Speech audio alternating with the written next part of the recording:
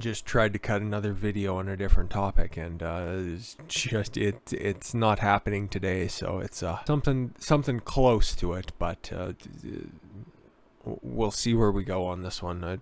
Hopefully it provides a little bit more insight if you just came over from the main channel watching the stuff that I just put up there today and wondered why I looked about as excited to do that as much as an epileptic wants to go to a disco. But I'm going to talk about living a simple life, okay?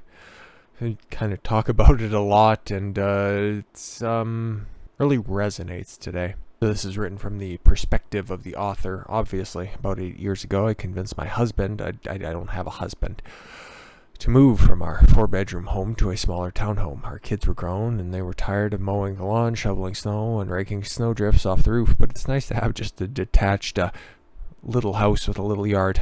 Now tucked into a townhome with a lot less stuff. Even better, we're nestled into the woods with a creek running near our front door, and life is simpler. Okay, that sounds like a decent trade-off if we're being completely honest. While that sounds easy and idyllic, cleaning out a home of 18 years was no longer an easy task. It took a lot of sorting, donating, tossing, and packing. During that process, several of our neighbors expressed that they wanted a simpler life. They too wanted to downsize, but felt that they had too much stuff and were paralyzed by the thought of going through it all. Essentially, they were trapped by their homes, by their accumulated belongings. That is something that I used to keep so much crap, if we're being completely honest. But lately, I've been on a run, and yeah, I just chucked a whole bunch of worthless stuff as well.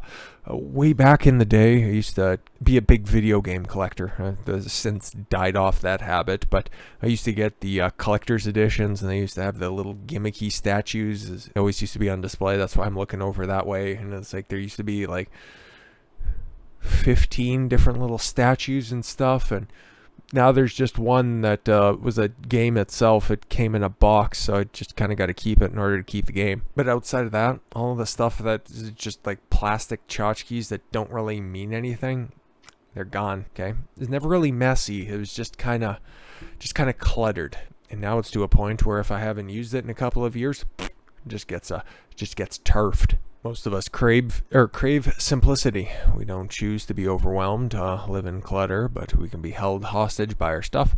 It just seems to happen. This process and ensuing breakdown is something similar to digestion in Chinese medicine, in which one of the most important activities is your body's ability to discern what is useful and nutritious and what is not and should be let go of. However, when you're unable to separate what you need from what you don't, accumulation happens. The ability to sort and let go also occurs in your mind.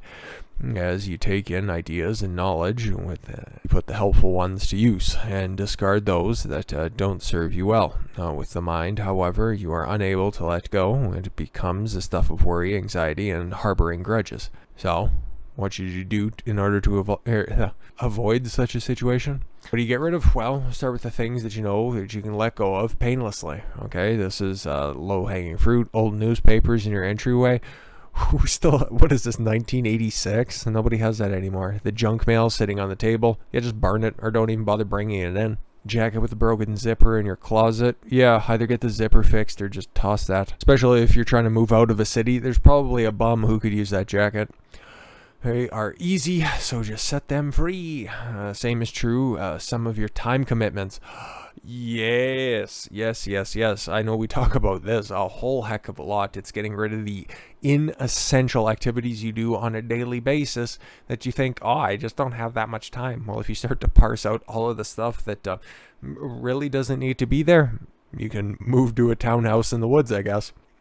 Do you have to go to events that you don't enjoy or spend time with people who drain your energy? No. Some events may be non-negotiable. No, everything's negotiable. The only thing that should be non-negotiable is your own personal principles. But some may be easy to drop from your calendar. The end result is, that you'll end up spending more time with the people that you care about and less time honoring meaningless commitments. Yep. Stop saying yes to everything. Learn the power of no. Put stuff away. Yeah, again, start with the easy stuff like putting away your dirty laundry in a hamper, or just wash that dirty laundry, you degenerate. The dishes into the dishwasher. Again, just Wash the dishes, you degenerate, and the recycling out to the bin. Or just don't drink stuff out of cans, and it makes it pretty simple. Get really good at donating. Yeah, exactly. Don't hang on to it, or run a garage sale if it's nice, if you'd like to turn an extra profit. Create white space in your home. That sounds racist. Clean out an area that has nothing in it except for a few things that you love. Clutter feels stressful and overwhelming. The empty space to yourself is incredibly relaxing. Oh, okay, I get it. Like creating a little insane asylum in your own home. Nice. Create a white space for your life, too. Yeah, exactly. Preferably with a little jacket with the little arms and little quaint buckles on the side of... No. Prioritizing your time commitments and learning to say no if you're feeling busy and overwhelmed. Unscheduled time is like the permission to do whatever pleases you. Yep. Yeah, that's why I batch record now, especially to just get ahead of like Sunday to just decompress, because running this stuff back all the time, I love doing it, and there's nothing I would rather do with my life than exactly this right now. But to just take a step back, it really helps out. And I think my videos are they're starting to get a lot better than they were before. And that's all due to just pacing things out. I'm not disappointed with anything I put out before. I still stand by most of those takes, I think. Put out a bunch of stuff and I can't remember all of it. But other than just a couple of little ebbs and flows, taking that a little bit of time to just get away from it all, it's very conducive to my behavior anyways. So maybe you're also introverted somewhere in the same ways. Practice gratitude. Yes, maintaining a habit of thankfulness helps to keep worry and anxiety at a distance. This may be simple as acknowledging 3 things for which you're grateful for each morning before getting out of bed. Journal first thing in the morning. How about that? Just grab a piece of paper, put your day up, figure out what you want to do with your day. Take a look at it, plan it out accordingly. It can set your mind at ease. I have such a busy day ahead, but then you write down everything. Oh, I could probably get that done before noon. You'd be amazed how often that can happen. And finally, just slow down. Yup.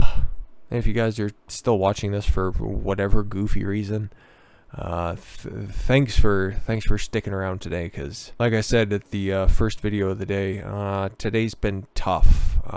Lost a real good friend, and it hurts, and just going through stuff like this really just helps get my mind off of that. So bear with me over the next couple of days. I don't know, I'll probably just bounce back tomorrow, but and especially today, I thank you all very much for the gift of your time. I've been Don Consuelo. I want you to follow your gut and get after it. Take care, everyone. Bye, Zena.